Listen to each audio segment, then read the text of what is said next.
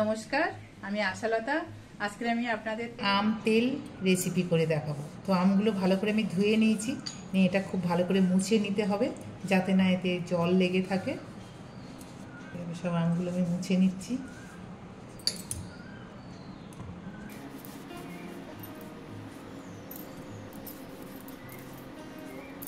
এবার আমরা আমগুলো কেটে নেব।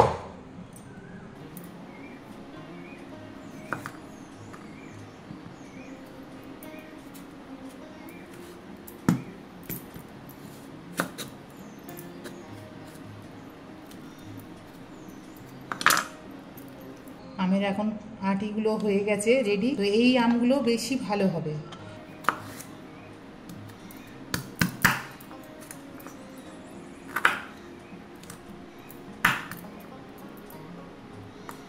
এরকম ছোট ছোট টুকরো করে কেটে নেব।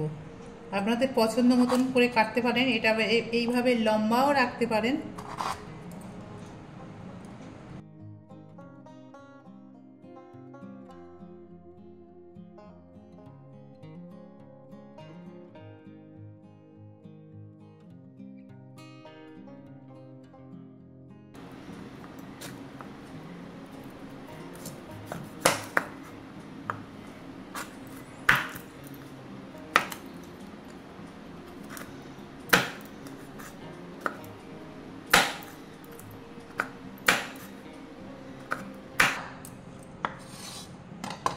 এইভাবে সব আমগুলো কেটে নেব আমি। এবারে আমগুলো সব কেটে নিয়েছি। এবারে এর মধ্যে নিয়ে এর মধ্যে নুন, হলুদ আর শুকনো লঙ্কা মিশিয়ে এটা রোদে দিতে হবে।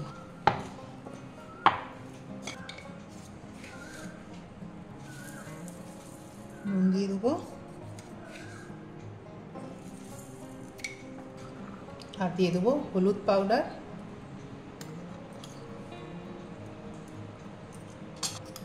শুকনো লঙ্কার পাউডার,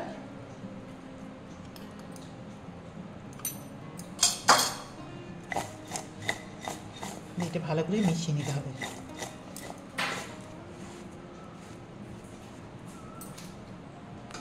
এবারে এই থালার মধ্যে এই আমগুলো দিয়ে দেবো রোদে।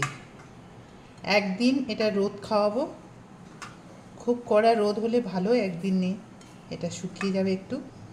দুদিন রোদ খাওয়ানোর দরকার নেই। যদি একদিন খুব ভালো রোদ হয়, একদিনে হয়ে যাবে এটা।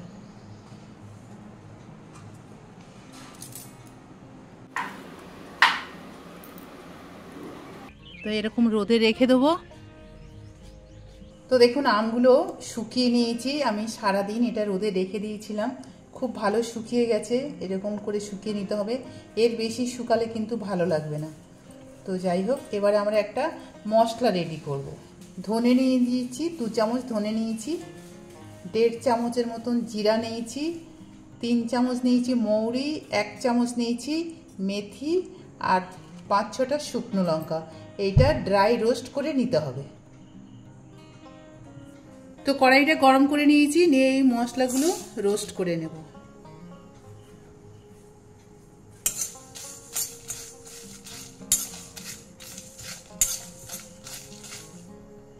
এবার আমি এই তেলের মধ্যে দিয়ে দিচ্ছি 5 ফোড়ন, শুকনো লঙ্কা আর তেজপাতা। তো 5 ফোড়ন থেকে খুব সুন্দর গন্ধ বেরোচ্ছে। এবারে আমি তেলটা রেখে দেবো একটু ঠান্ডা করার জন্যে।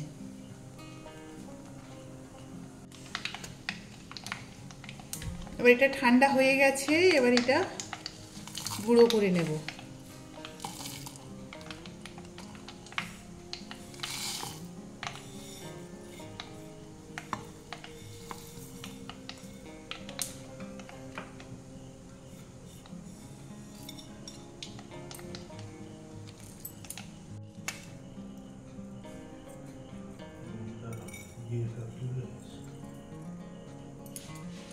তো দেখছেন খুব মিহি করিনি।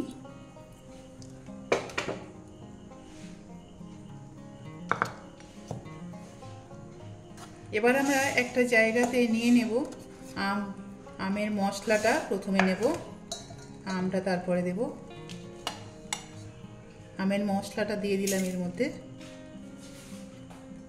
দিয়ে আমরা এই গরম তেলটা এর মধ্যে দেব।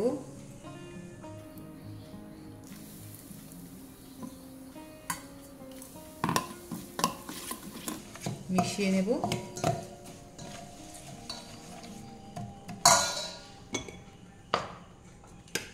আর একটু নুন দেব, তখন আমে শুধু নুন দেওয়া ছিল, তো আরও একটু নুন লাগবে।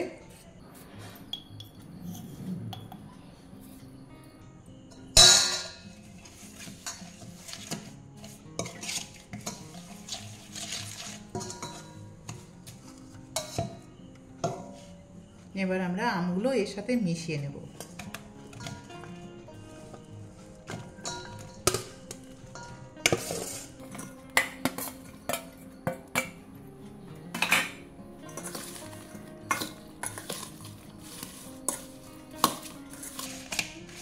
এবারে এটা আমরা বয়ামের মধ্যে ঢুকিয়ে নেব। এবারে একটা ভালো বয়াম নিয়েছি, কাঁচের বয়াম। এটা খুব ভালো করে ধুয়ে রোদে দিয়ে রেখে দিয়েছি। এবারে এর মধ্যে রেখে দেব।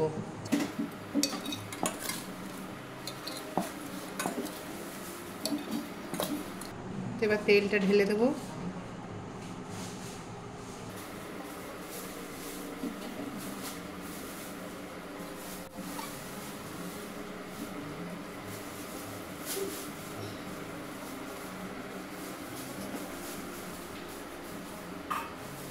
তো এইভাবে এই আচারটা আপনারা রোদে রাখতে হবে 10-15 দিন।